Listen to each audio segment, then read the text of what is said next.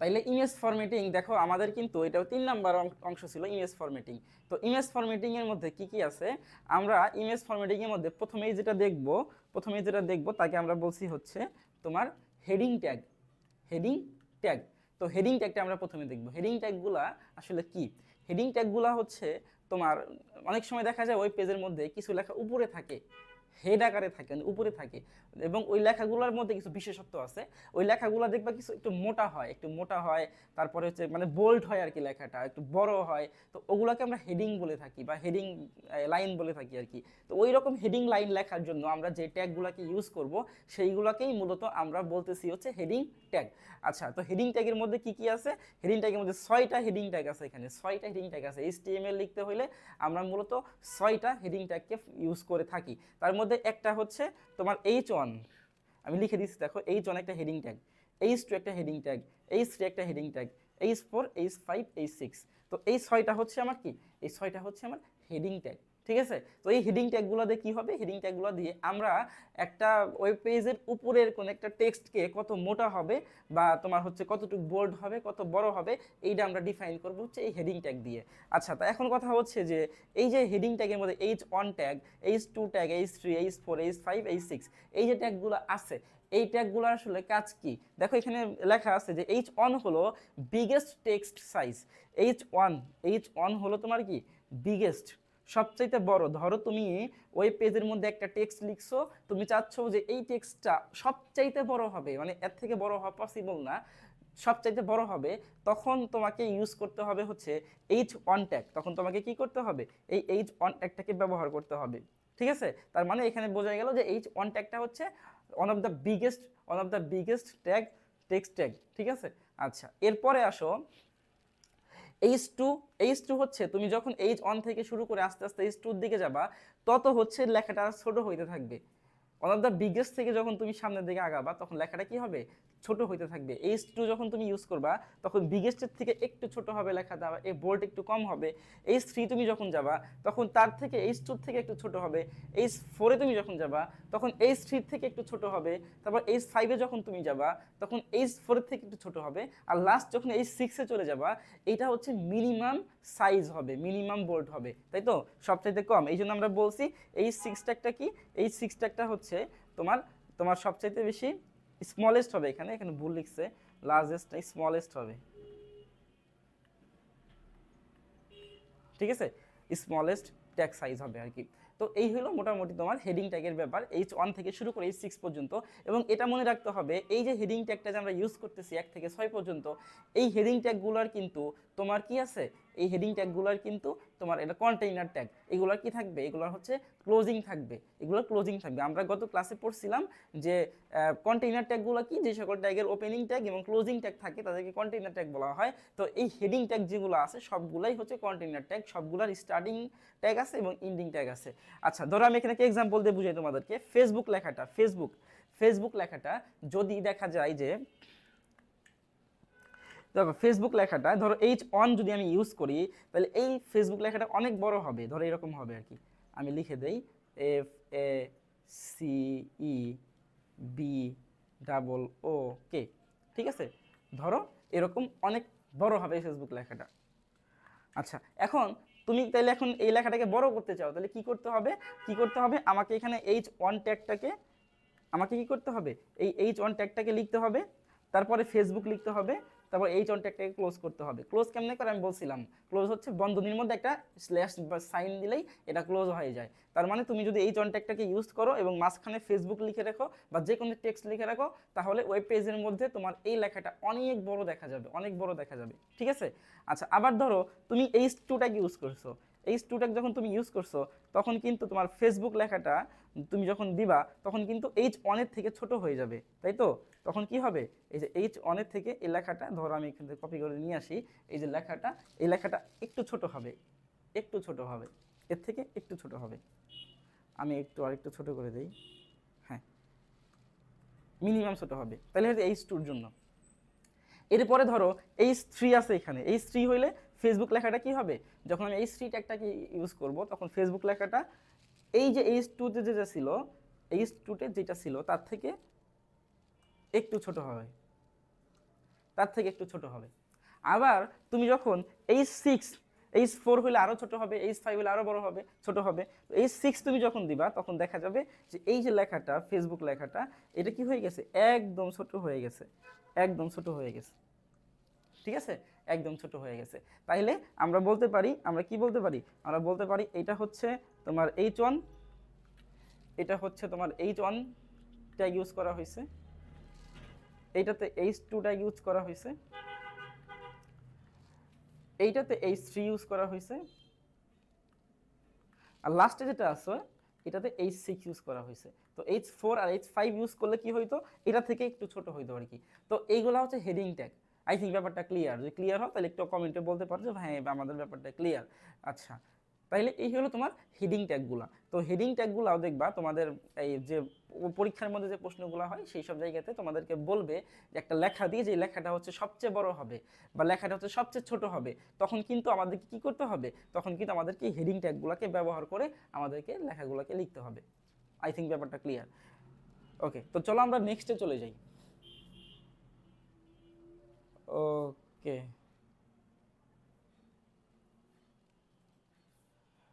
আচ্ছা চলো আবার নেক্সটে চলে যাই। নেক্সটে কি আছে, এগুলো আমি সব ডিলিট করে দিচ্ছি, এগুলো আমার লাগবে না।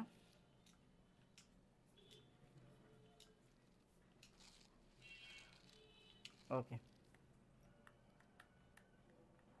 আচ্ছা তাইলে আমাদের হেডিং ট্যাগ বা হেডিং টেক্সট ফরম্যাটিং এটা শেষ হয়ে গেছে। এরপরে আমরা আবার হচ্ছে কোথায় চলে যাব, অন্য স্লাইডে চলে যাবে। অন্য স্লাইডে গিয়ে আমরা বাকি যে ট্যাগগুলো আছে সেইগুলো দেখব। তো চলো এই জন্য আমরা আবার অন্য স্লাইডে চলে যাচ্ছি। কই যে আছে এটা, কই আছে, কই আছে, হ্যাঁ চলো এইখানে আছে। আমরা একটু বাইরে বের হই, মানে এর ভিতরে থাকা যাবে না। ওকে, তো এখন হচ্ছে আমরা পরেরটাই চলে যাব। তাহলে আমাদের শেষ কি কি হয়েছে, আমাদের শেষ হয়েছে হচ্ছে ইমেজ ফরম্যাটিং ট্যাগ। এখন আমরা দেখব হচ্ছে পরবর্তীতে যে ট্যাগগুলো আছে সেইগুলো। তাহলে আমাদের বেসিক স্ট্রাকচার যেটা ছিল এটা আমাদের ক্লিয়ার, ঠিক আছে, এটা আমাদের শেষ। এরপরে আসো HTML টেক্সট ফরম্যাটিং। টেক্সট ফরম্যাটিংটাও আমি মাত্র তোমাদেরকে মোটামুটি দেখাইলাম, হেডিং ট্যাগ যেগুলো আর কি। আচ্ছা, তো টেক্সট ফরম্যাটিংয়ের আরও যেগুলো আছে সেগুলো আমরা দেখবো। টেক্সট ফরম্যাটিংয়ের আমরা একটা দেখছি মাত্র, হেডিং ট্যাগ। তো আরও অনেকগুলো ট্যাগ আছে, সেগুলো আমরা এখন দেখবো। তো চলো সামনে আগাই। এখন আমরা সামনে গেলে দেখো এই শুরু হয়েছে, ওটা 1 নম্বর ছিল, 2 নম্বর, ওটা ছিল 1, এটা হবে 2। দেখো এখানে আমাদের 2 নাম্বার যে টেক্সট ফরম্যাটিং ট্যাগ আছে তাকে আমরা বলি হচ্ছে প্যারাগ্রাফ ট্যাগ। আমি গত ক্লাসে কিন্তু পি ট্যাগ নিয়ে আলোচনা করে দিয়েছিলাম একটু। প্যারাগ্রাফ ট্যাগকে সংক্ষেপে পি ট্যাগ বলা হয়। তো এই পি ট্যাগ নিয়ে আমাদের এখানে একটু কাজ আছে। তো দেখো এইখানে আমাকে একটা প্যারাগ্রাফ দিয়ে দিছে। প্যারাগ্রাফটা কি বলছে যে this ICT is my favourite subject and I want to get better marks in this subject. তো এইটা দেখো, এইটা কিন্তু একটা তোমার প্যারাগ্রাফ, তাই না? এটা একটা সেন্টেন্স, এটা প্রত্যেকটা সেন্টেন্স একটা প্যারাগ্রাফ। তো তো এই প্যারাগ্রাফটা কি করতে হবে, আমাকে প্রশ্নের মধ্যে ধরো বলে দিছে যে এই প্যারাগ্রাফটাকে ওয়েব পেজের মধ্যে প্রদর্শন করতে হবে। অর্থাৎ তুমি যখন ওয়েব পেজের মধ্যে রান করবা তখন তোমার ওয়েব পেজের মধ্যে এই লেখাটা আসবে, ঠিক আছে। এখন এইটার জন্য আমাদেরকে HTML কোড লিখতে বললো। ধরো একটা প্রশ্ন, আমাকে HTML কোড লিখতে বললো এর জন্য। এখন স্ট্রাকচারটা কি হবে বা গঠনটা কি হবে, প্রথমত গঠন হচ্ছে আমাদের প্রথমে তো HTML দিয়ে শুরু হবে। আমি একটু আগে তোমাদেরকে HTML এর যে স্ট্রাকচারটা ছিল সেটা কিন্তু পড়াইছি। তো প্রথমে আমরা শুরু করব কি দিয়ে, HTML দিয়ে শুরু করব, তাই তো। তারপরে বডি বসবে, তারপরে বডি ক্লোজ, তারপরে HTML ক্লোজ বসবে। এখন কথা হচ্ছে ভাইয়া, এইখানে তোমাদের আমরা যখন HTML করছিলাম, স্ট্রাকচার করছিলাম, তখন তো আসলে আমাদের কি ছিল, তখন তো হচ্ছে আমাদের এখানে হেডিং ছিল, হেড ছিল, হেড টাইটেল। এখন আসলে এখানে হেড টাইটেল নাই কেন, তাই তো। এখন এখানে হেড টাইটেল নাই কেন, এটার কারণ কি, এখানে দেখো হেড টাইটেল আসলে বসে কোথায়। হেড টাইটেল বসে হচ্ছে তোমার এই জিনিসগুলোতে হেড টাইটেল বসবে না। টেক্সট ফরম্যাটিং যেসব ট্যাগগুলো আছে, টেক্সট ফরম্যাটিং ট্যাগের জন্য আসলে হেড টাইটেল লাগে না। হেড টাইটেল কখন লাগে, যখন আমরা একটা টেবিল করব, টেবিলের উপরে টেবিলের ক্যাপশন দেওয়া থাকে যে টেবিলটা কিসের টেবিল। ধরো তোমাদেরকে বলা আছে যে তোমাদের ক্লাসের রেজাল্ট দিছে রেজাল্ট শিট। এখন এই যে রেজাল্ট শিট যে লেখাটা, এই রেজাল্ট শিট কিন্তু হেডিং, হেড, তাই তো। এইটা হচ্ছে টাইটেলের মধ্যে বসবে, তাই তো। আবার ধরো একটা প্রতিষ্ঠানের মাসের পর স্যালারি দেয়, টাকা দেয়, বেতন দেয়, এই স্যালারি জিনিসটা, এই স্যালারিও কিন্তু হচ্ছে তোমার হেড, এটা টাইটেলের মধ্যে বসবে। অর্থাৎ যখন কোনো একটা বিষয়কে স্পেসিফিক করে দেবে যে এই জিনিসটা আসলে কিসের উপর ডিপেন্ড করে আমাকে মেক করতে হবে, তখন ওইটাকে আমরা কি বলে হেড বা টাইটেল হিসেবে ব্যবহার করব। কিন্তু এইখানে যে জিনিসটা দেখতেছো, এই জায়গাতে ICT is my favourite subject and is I want to get better marks in this subject. এখন এই যে জিনিসটা, এইটাতে কিন্তু স্পেসিফিক করেন এটা কিসের উপরে লেখা, তাই না? এই জন্য এই ধরনের ফরম্যাটিং, টেক্সট ফরম্যাটিং এর জন্য আমাদের কিন্তু কি করতে হবে না, আমাদের কিন্তু HTML এর যে হেড আর এবং HTML যে টেবিলটা আছে, টাইটেলটা আছে, এটা আমাদের লাগবে না, ঠিক আছে? এই জন্য এখানে স্ট্রাকচারটা একটু সহজ হয়ে গেছে। আমি এখানে প্রথমে দিচ্ছি HTML, পরে বডি ক্লোজ, পরে HTML ক্লোজ। এখন আমাদের কাজ কি, এর মধ্যে আসলে বসাইতে হবে। আমি একটু আগে বলছিলাম যে বডির মধ্যে হচ্ছে সকল ট্যাগ বসবে, সকল ট্যাগগুলো বডির মধ্যে বসবে। তাহলে এখানে লিখে ফেলি আমি, কি বসবে এখানে। ফার্স্ট আমরা ট্যাগগুলোকে লিখব, আমরা ট্যাগগুলোকে লিখি। ধরো আমি এই ট্যাগটাকে অন্য কালার দিয়ে লিখি। কি ট্যাগ? পি ট্যাগ বসবে, পি ট্যাগ মানে প্যারাগ্রাফ ট্যাগ, ঠিক আছে? পি ট্যাগ বসবে। এবং এই লেখাটা লিখতে হবে। লেখাটা কি, যে ICT is my favourite subject. আমি শর্টকাটে লিখে দেই, আইসিটি ইজ মাই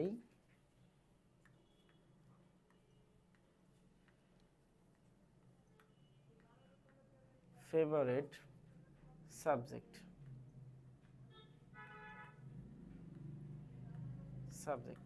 তারপর বাকিটা যেটা হবে সেটা লিখে দিবা, আই ওয়ান্ট টু সামথিং লিখে দিবা। ঠিক আছে, আমি লিখে দিলাম না। যখন তোমার এই সম্পূর্ণ টেক্সটটা লেখা শেষ, তখন তোমাকে এই পি ট্যাগটাকে ক্লোজ করতে হবে। পি ট্যাগটাকে কি করতে হবে? ক্লোজ করতে হবে। তখন আমরা এখানে এসে পি ট্যাগটাকে ক্লোজ করে দেব। এখন ক্লোজ করার তো সিস্টেম আমি তোমাদেরকে বলছিলাম যে ক্লোজ করতে হবে কিভাবে, একটা স্ল্যাশ দিতে হবে, স্ল্যাশ দিয়ে পি ট্যাগটাকে লিখতে হবে, তাহলে ক্লোজ হয়ে যাবে। তাহলে এই এতটুক তুমি যদি লিখে দাও, তাহলেই কিন্তু তোমার এই যে প্যারাগ্রাফ যে অংশটা, সেটা কিন্তু আমাদের হয়ে যাবে। তাহলে আবারও একটু বলি, দেখি স্ট্রাকচারটা কি। HTML বডির মধ্যে হচ্ছে, যেহেতু এটা প্যারাগ্রাফ ট্যাগ, পি ট্যাগ, এই পি ট্যাগ লিখে দেবো, স্টার্টিং ট্যাগ এইটা, এরপরে ICT is my favourite subject, অর্থাৎ যেই সেন্টেন্সটা ছিল ওই সেন্টেন্সটা আমি লিখবো। দেন লাস্টে হচ্ছে আমি কি করব, এই পি ট্যাগটাকে ক্লোজ করে দেবো, এটা ক্লোজিং ট্যাগ। তারপর আমি বডি ক্লোজ করে দেবো, HTML ক্লোজ করে দেবো। তো এই হলো তোমার মোটামুটি HTML এর কি বলে প্যারাগ্রাফ ট্যাগের HTML কোড। আই থিঙ্ক ব্যাপারটা ক্লিয়ার। এখন চলো আমরা পরেরটাই চলে যাই। তাহলে এটা আমাদের লাগবে না, এটা আমি মুছে ফেলি, এটা লাগবে না, সরাই ফেলাই। পরের ট্যাগটা কি আমাদের টেক্সট ফরম্যাটিং এর মধ্যে? পরে হচ্ছে বোল্ড ট্যাগ। দেখো পরে হচ্ছে বোল্ড মানে কি? বোল্ড মানে মোটা করা, তাই না? বোল্ড মানে হচ্ছে মোটা করা, এটাকে মোটা করতে হবে। তো মোটা কিভাবে করব? এখন দেখো আমাদের সেম একটা সেন্টেন্স দিয়ে দিছে যে ICT is my favourite subject, একটা সেন্টেন্স দিয়ে দিছে। এখন বলছে এটাকে মোটা করতে হবে। সেম, তাহলে আমি HTML লিখবো, বডি ক্লোজ করব, HTML ক্লোজ করব। এখন কথা হচ্ছে এই যে মোটা করার জন্য আমি যে ট্যাগটাকে ইউজ করব, ওইটা কোন ট্যাগ? ওইটাকে আমরা বলি হচ্ছে বি ট্যাগ। বি মানে বোল্ড ট্যাগ। দেখো বোল্ডের প্রথমে কি আছে? বি। এই জন্য আমরা এখানে ইউজ করবো বি ট্যাগ। কেমনে লিখবো? ছোট হাতের বি লিখে দেবো, ছোট হাতের বি লিখে দেবো, ঠিক আছে? এটা হচ্ছে বোল্ড ট্যাগের তোমার মানে ট্যাগ। তো চলো আমরা এখন কিভাবে লিখবো, তাইলে জাস্ট কিছু না, এইখানে তুমি কি লিখে দিবা, এইখানে এই বি ট্যাগটাকে লিখে দিবা। এইখানে বি ট্যাগ লেখার পর এখানে জাস্ট সেই সেন্টেন্সটা লিখে দিবা। সেন্টেন্সটা কি? সেন্টেন্সটা হচ্ছে আইসিটি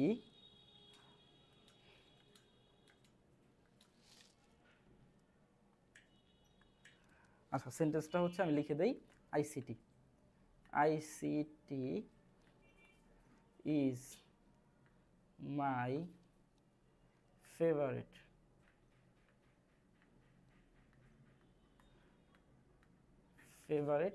সাবজেক্ট।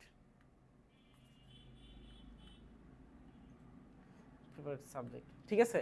এখন তুমি যখন এই সেন্টেন্সটা লিখে দিছো, এরপরে তোমার কাজ হচ্ছে, এরপর তুমি এটাকে কি করবা? ক্লোজ করে দিবা, বি ট্যাগটাকে ক্লোজ করে দিবা।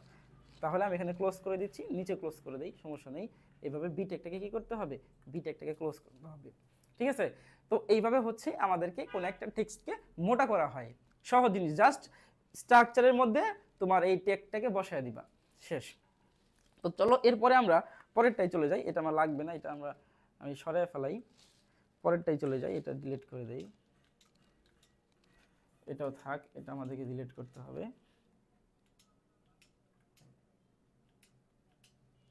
আচ্ছা, এই জিনিসটা থাক, এটা আমার লাগবে। হ্যাঁ, একটু একটু পর পর এটা আমার লাগবে, এটা এখানে থাক। আচ্ছা, এরপরে চলো, এরপরে আমরা দেখব হচ্ছে কি, এরপরে আমরা দেখব হচ্ছে italic. Italic tag 4 number formatting tag, একে বলে ইটালিক ট্যাগ। তো ইটালিক ট্যাগের কাজ কি? ইটালিক ট্যাগের জন্য আমরা যেই ট্যাগটাকে ইউজ করি তাকে বলে হচ্ছে আই ট্যাগ। তাকে কি বলে? তাকে বলে হচ্ছে I tag, I for italic, তাই তো? আই ফর ইটালিক, এটাকে আই ট্যাগ বলা হয়।